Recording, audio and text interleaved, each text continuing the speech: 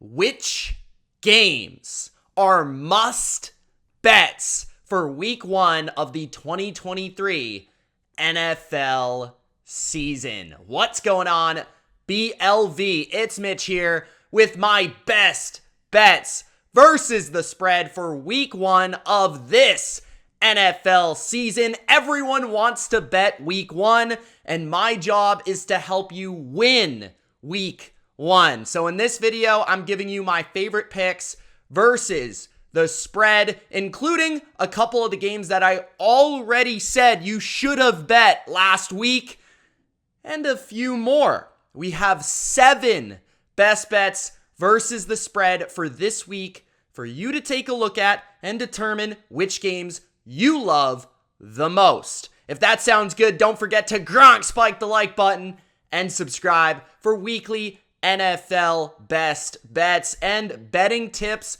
all NFL season long. Also, let me know in the comment section below your best bet versus the spread for week number 1. The NFL season is here.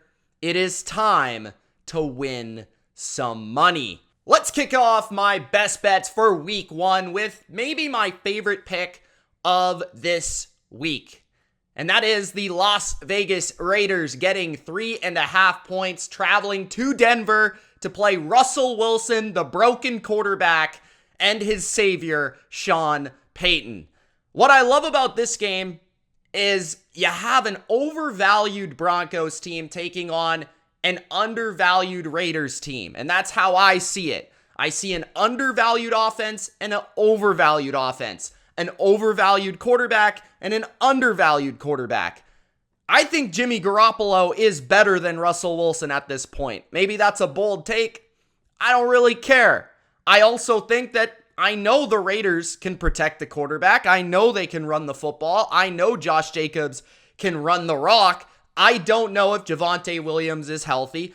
I don't know if the Broncos can protect the quarterback. And I don't know who Russell Wilson is throwing the ball to, because Jerry Jeudy is injured, Cortland Sutton is slow, and Marvin Mims is a rookie. Tim Patrick is out for the year. KJ Hamler is out for the year. I don't really see any threatening options from this Broncos offense. Sean Payton or no Sean Payton, it really doesn't matter to me. Like, there's only so much a coach can do when he's trying to fix his quarterback. His running game is suspect. His running backs are unreliable, and his receiving core is lacking speed and explosion. The Raiders have one of the best offenses in football. They can run it, they can screen it, they can throw it. They've got Devontae Adams, who's uncoverable. They have multiple tight ends, Jacoby Myers, Hunter Renfro's had a great training camp. This is a team that can move the football and score points. Yes, the Broncos have the better defense, but it's not by that much. The Raiders will improve this season on defense,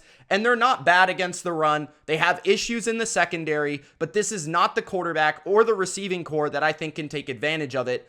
I love Max Crosby in this matchup, probably taking on Mike McGlinchey, who at times for the 49ers, I think was heavily aided by Kyle Shanahan's scheme and a little bit overrated. So I think that the Raiders will go to Denver, will run the football, will dictate the game through their running game, and will make big splash plays with Devontae Adams and company. I think the Raiders are the better team. They're getting points. I love this bet, especially in week 1, a new coach versus one that's coming into his second year. They should have more chemistry built up within McDaniels and this coaching staff. I think the Raiders are a sleeping, not great team, but one that I think is better than they're given credit for. The second best bet of week number 1 is the Seattle Seahawks at home, favored by 5 over their rival, the NFC West Los Angeles Rams. Since I talked about this game, Cooper Kupp has been ruled out of this game. So I talked about this as a best bet last week, as an early bet to jump on, and I still feel the same way. Now, there's some people that are scared of Sean McVay. There's some people that are scared of a divisional game in week 1 and Matthew Stafford and Aaron Donald actually being healthy. But to me, it's 2 players versus a real team. I think the Rams are one of the worst rosters in football, and you can't convince me otherwise. This is an offensive line going into a hostile Seattle environment that is new. They've got a new starting five. They've got a bunch of young guys. They're trying to work it out. They have no competent receiving threats. Van Jefferson is a 2 at best. Tyler Higbee is a fine tight end, but he's not Travis Kelce. And the running game is whatever. Seattle's defense should be improved. You have Bobby Wagner, who was on the Rams last year, on Seattle, who can at least give some little info to the coaching staff and how to scout and how to prepare for the Rams defensively. So he has that information. Very smart guy on that side of the ball. You've got a loaded Seattle offense ready to go with DK Metcalf, Tyler Lockett, Kenneth Walker, Geno Smith. Gonna air it out in this one. And other than Aaron Donald, there is not a competent pass rush that really scares me in this game. I just don't think the Rams are within a touchdown of Seattle. I get it. It's a divisional game. It's week 1. It's weird. You don't want to fade McVay and his success in the past. But this is not the past. This is the present. And the Seattle Seahawks are a much better team than they've been in the last few years. So I feel Seattle statement game in week number 1, pound the Rams into submission, and they win this game. And they at least win by a touchdown, covering the 5-point spread. The third best bet is very similar to the second. It's another game that I feel a lot of people are nervous about. It's a team and a spread that almost makes no sense. It seems too good to be true. And I am not backing down from my initial thought, which is that the Jacksonville Jags are way better than the Indianapolis Colts. I don't care where the game is being played. I don't care if it's on Mars, Pluto, Saturn, Jupiter, or Indianapolis. This is not Peyton Manning. This is not Andrew Luck. This is Anthony Richardson, a guy that will not complete 50% of his passes week 1 against Jacksonville. And speaking of completion percentage, I'm not sure if you've checked the stats for Trevor Lawrence last year versus Gus Bradley's defense. He completed 83 and 91% of his passes last year against this same defensive scheme without Stephon Gilmore and Rodgers. Those guys are gone. This Colts defense, has a pretty good defensive line.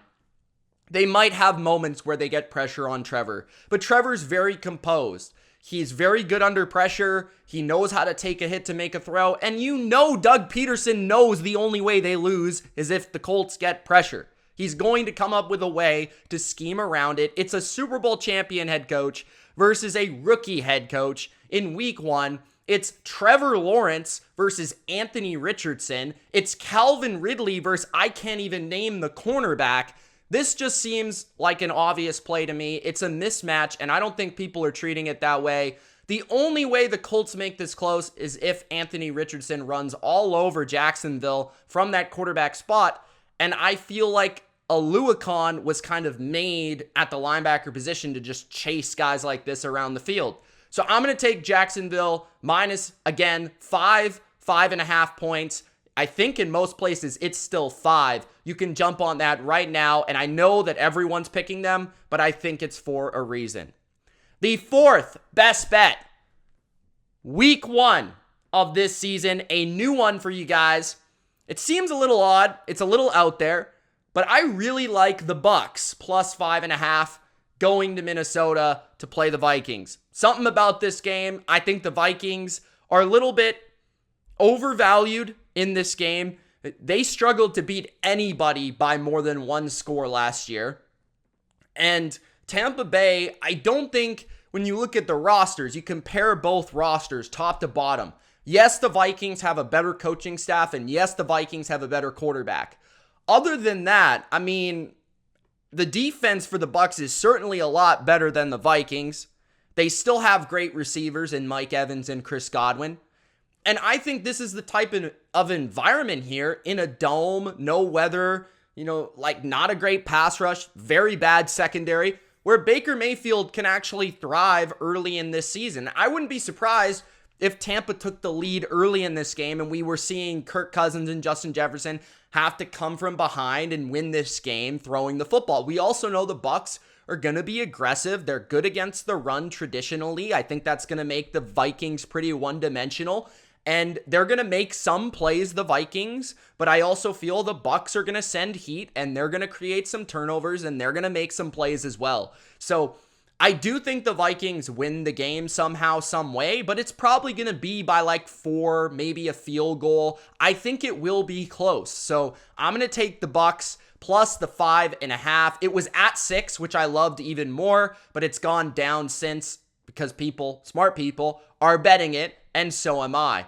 The next best bet for week number 1 is a favorite. We're going back to the favorite well here. The Atlanta Falcons are favored by 3 and the hook at home over rookie quarterback Bryce Young and the Carolina Panthers. Now, a couple stats that will help this bet. If you're curious, why are you taking Atlanta favored by 3.5 over a pretty similarly talented Carolina team?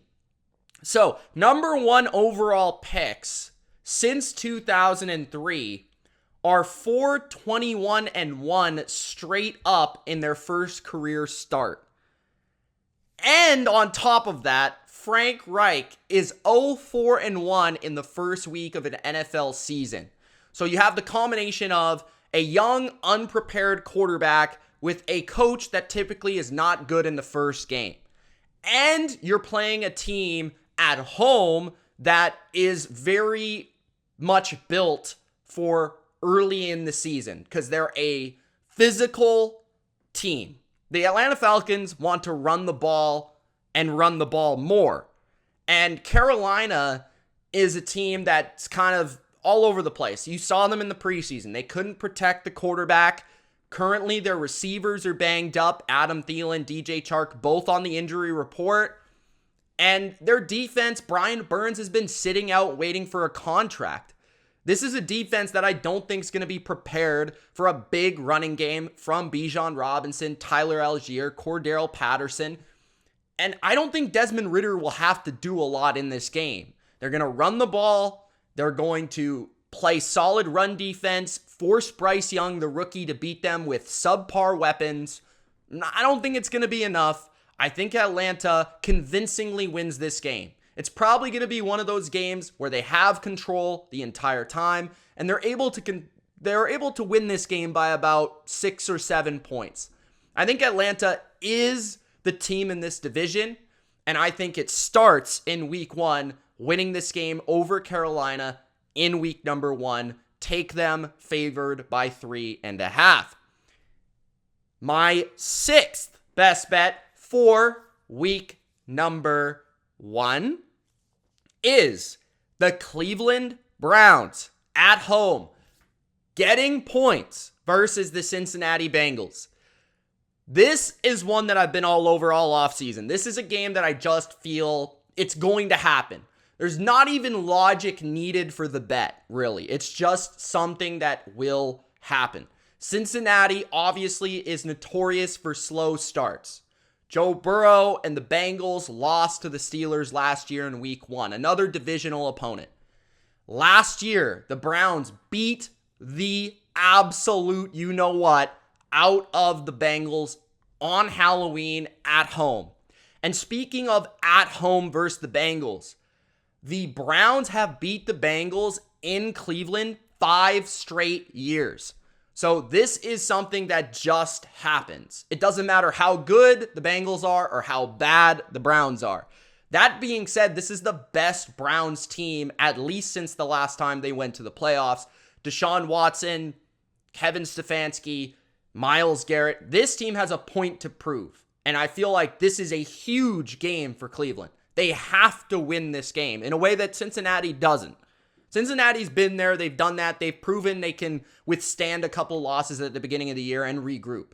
Cleveland needs this game for morale. They need this game for the push towards being a good team in 2023. And when you look at it from a football standpoint, Cleveland is ready to go. They can run the ball. They've got an excellent offensive line. They've got multiple matchups in this game, from David Njoku to Elijah Moore in the slot to Amari Cooper. They've got different avenues to attack, including the added element of Deshaun Watson running the football.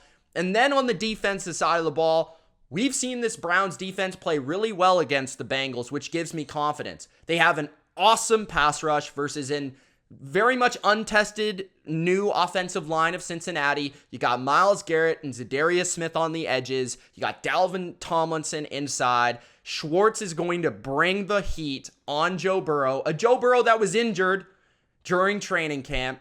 And you have Denzel Ward officially cleared from the protocol. You have a really solid cover corner group that can match up, and we've seen it previously, right? Jamar Chase, T. Higgins, they've said, who do I not want to play at corner? They have listed Denzel Ward as that number one guy.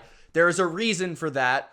I think Cleveland is just one of those teams that matches up really well with the Bengals. They're at home. They're getting points. They need to win this game. I think this is a must bet for week number 1. The 7th and final best bet for week number 1 is the Green Bay Packers getting a point as an underdog going to Chicago. This is just one that's too appetizing to pass up. I haven't seen the line move due to the Christian Watson and Romeo Doubs news quite yet.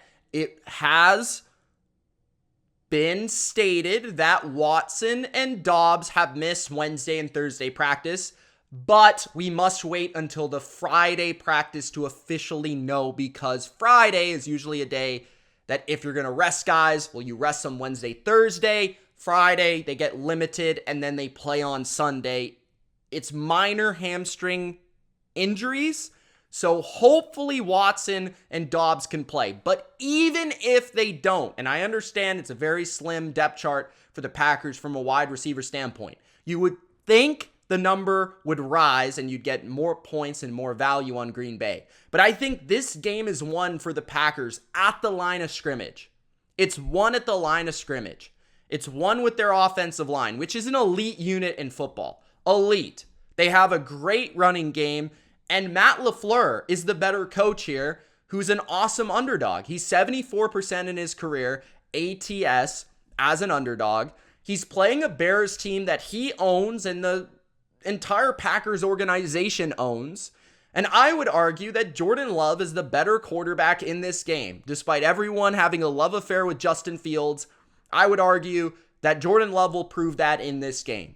So, yeah, Chicago has more hype. Chicago is the team at home. Chicago made all these big moves and flashy signings. But there is no way DJ Moore is going to go off in this game versus Alexander, arguably the best cover corner in football. There's no way. The Packers have the better pass rush. The Packers have the better running game and offensive line. It's won at the line of scrimmage here. Justin Fields has struggled against the Packers in his recent outings. I think the Packers win this game. I have an asterisk next to it because you must check the Watson and Doubs injury report. I will be obviously not willing to bet it as comfortably if they're not playing, because they're good players and it's the lack of depth behind those guys that are concerning for me. But at the same time, that's not the reason I'm betting the game. That's not the reason I would take the Packers. The reason is the line of scrimmage advantage and the coaching advantage. And to top it all off, this is a Packers team that's been hearing everything about the Jets, all this stuff about Aaron Rodgers. This is an undervalued team. This is a team that has an edge, and I feel it's going to be a team that comes in and plays with a lot of heart because Aaron Rodgers is no longer there, and they want to prove that they're more than Aaron Rodgers.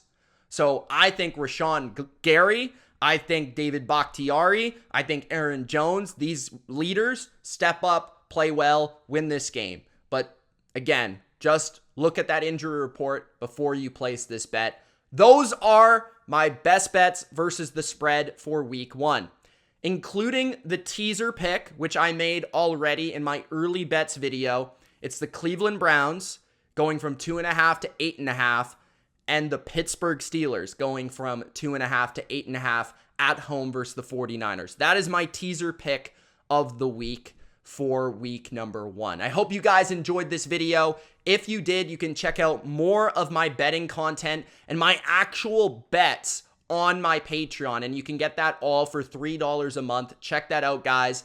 Appreciate you watching this video. We will see you next week for NFL Best Bets. Good luck in the opening week for week number 1. And let me know your favorite bet for this week in the comment section below. It's Mitch. Peace.